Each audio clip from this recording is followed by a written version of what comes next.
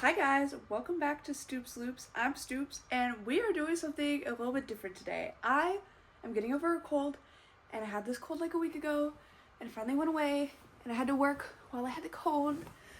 But all that is to say, I don't feel good. I tried to film like a granny square tutorial and it was really bad and really awkward and my voice sounds bad and I'm like, and so I deleted the whole thing because I couldn't watch it to edit it, so I was like, why would someone else want to watch this?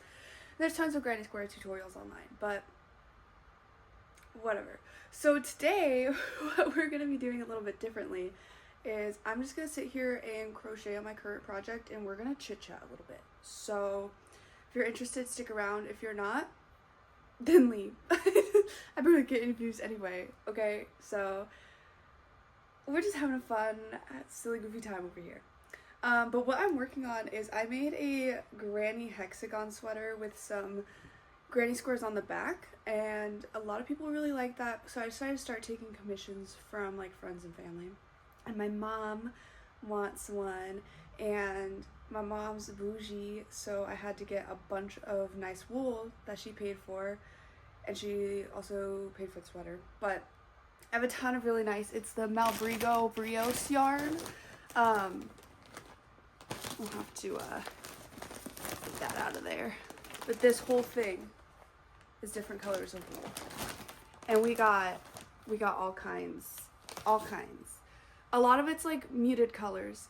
When I did mine, my color scheme inspo was an old lady's rug. And that's what we're continuing on with because that's what she wanted. So I literally just started it. We're this far in. But I'm going to be working on this. And I was thinking of things that I could maybe chit-chat about, and one thing kept popping up in my head, and maybe this is a crochet hot take, but I've been thinking about it and it's been upsetting me. Oh yeah, my cats might come join. They're very clingy and needy. But yeah, so one thing, oh shoot, I'm not focusing and I screwed up already. But something that has been on my mind and that's been bothering me. So I have recently got into like crocheting mandalas, and a lot of times that is something that you need a pattern for. So I've been starting to purchase patterns. I've, since my video in December, gotten, I think, fairly proficient at reading patterns and getting good at them. And I'm kind of proud of myself. But I get a little bit frustrated with patterns. So I found that the reason that I was having such a hard time reading a lot of patterns is people are way too wordy with them. Like, especially if you go on the Yarn Inspirations like website and they have their little like tutorials, instead of saying like do 5 double crochet, it'll be like yarn over, pull up a loop, pull through 2, pull through 2, repeat 4 times. And I'm like, girl, that's a double crochet. Like, just tell me to do a double crochet, I'll do a double crochet. And a lot of older patterns, and like, by older I don't mean like super crazy old, but older since before crochet got really popular in social media. And like, don't get me wrong, I'm glad that it's gotten really popular because it's given me a lot of patterns to do besides just like old lady shawls and blankets and stuff. Like, I feel like I have a lot more wearables that I never thought of doing before, but now that it's popular, there's a lot of inspiration that can be taken. But that also means the newer ones are kind of meant for beginners, and the instructions, I feel, are way too wordy, and that makes it way more confusing. I feel like it's a little bit easier if you just write it in the shorthand, like 12 SC, 12 single crochet. Like, that is short and efficient, and I understand what you're saying better than pull up a loop, pull through 2, repeat 11 times, or however people do it. Like, and that's not to hate, because I know writing a pattern is difficult. I'm not trying to say that it's easy, but I just think that it's been made way more complicated than it needs to.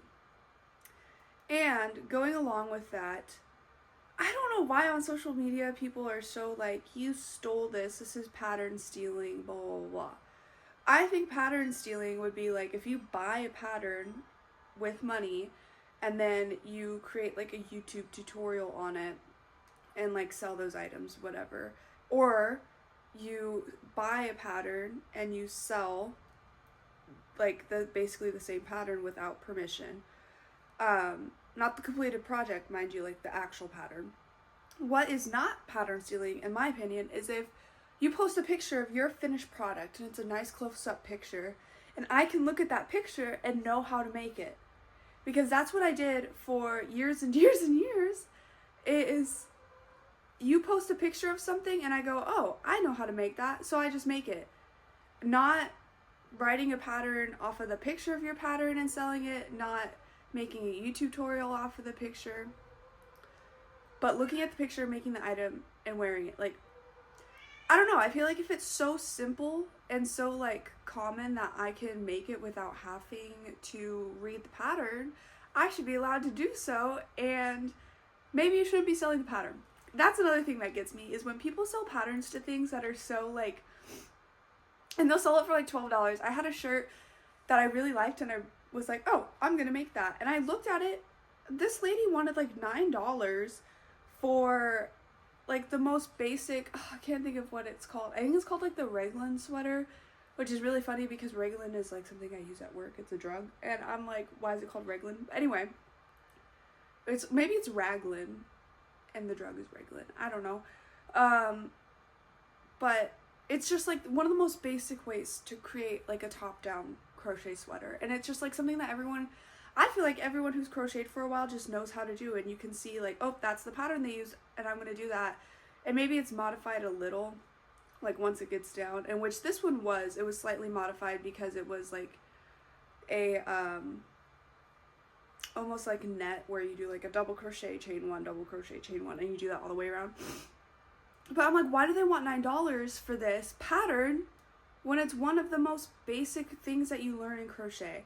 That just upsets me a little bit because I feel like it's almost kind of taking advantage of new crocheters who maybe don't have a crocheter in their family that taught them, so they pay $9 for something. Listen, I've been getting these patterns for mandalas that take so much time and effort to put together and write down a pattern for, and they're like $3. Like, come on, I don't know. And then I feel like that person who made the pattern, like, I don't know. I just get so frustrated because I'm like, girl, let's not charge people up the wazoo for things that, like, you should realistically, come on, like, you can figure out how to make fairly easily. It just frustrates me. And I see people online getting heated and being like, well, I don't know. Just in my opinion, if the pattern is easy enough for me to look at it and figure out how to do it, you can't get upset that I looked at it and figured out how to do it. Maybe don't. I don't know. Like, I don't feel like there's anything wrong with that. And another thing is the prices of these patterns. I know everything is expensive these days. Don't get me wrong. I would be happy to pay $9 or $10 for a very intricate pattern, or a pattern that has lots of sizes and size inclusivity. Like, I feel like it should depend on, like, price should depend on how difficult the pattern is to write and create. Not how, like, I don't know, supply and demand, but not on how, like, trendy it is. Because that top-down, like, shirt, like, I'm sure it's really trendy, but realistically, who's out here paying $9 for that? Like, come on. And it's just gonna keep going up if people keep paying it, like, realistically. But, like, the granny hexagon sweater, which is what I'm doing now, and I'm doing, like, an abridged version of it. I don't know who first made it. I saw it from Passionate Kelsey. I love her channel, by the way. I love her little crochet vlogs. But that's who I first saw it done with, and I love it. That was the first thing, like, clothing item that I crocheted besides, like, a shawl. Because I was always so intimidated by clothes, and I feel like that was a great stepping stone, because everyone knows a granny square. If you can do a granny square, you can do a granny hexagon sweater. I saw a pattern on Etsy for it. The pattern, Passionate Kelsey selling this pattern for, I don't know, not very much, a couple bucks. This pattern was $16. $16? And I'm sure it's because it looked, like, if you look at it and you're brand new, you've never heard of it before, you see it and you're like, wow, that looks difficult. So of course it's going to be a more expensive pattern. Why are you charging someone $16?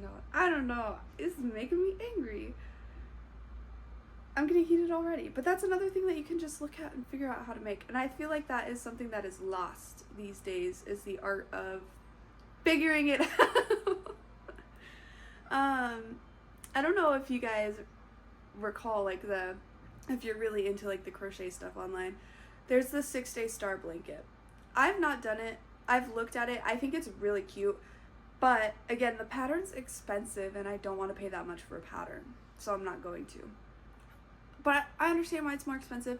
And people were really complaining about it because of how it was written. And it became this whole thing of, well, it's not inclusive. And I didn't really get that. Because I don't know. I don't feel like I feel like making it a wordier pattern is more difficult to read in the end, and it's going to be harder for more people to reach. I think if you want to read the pattern, you got to teach yourself how to do it, because listen, you could see in my one that I did in December, I wasn't good at reading patterns. It was really hard. I was getting really frustrated. And that's fair. You can get frustrated. It is hard. It's not simple. It doesn't need to be made simple for everyone to be able to understand it. I don't think that makes sense the way I said it. But what I mean is, like, the person writing the pattern shouldn't have to cater to everyone, and if you can't read it, you need to practice reading patterns, because I didn't read it and I got frustrated constantly. But that's a me problem, and it was a me problem. Some patterns are, like I was saying earlier, very inclusive, like on the Yarnspirations website, and I feel like that makes it so much more difficult for people who have experience crocheting. So I think starting maybe reading those and then moving up to the 6-day star blanket, but don't get mad that you don't understand crochet shorthand. Don't get mad at the person who made it, I guess is what I'm trying to say. But yeah, maybe that's a hot take. That's just kind of what I wanted to chit chat about today. Let me know your thoughts in the comments, and we will see you next time on Stoops Noops.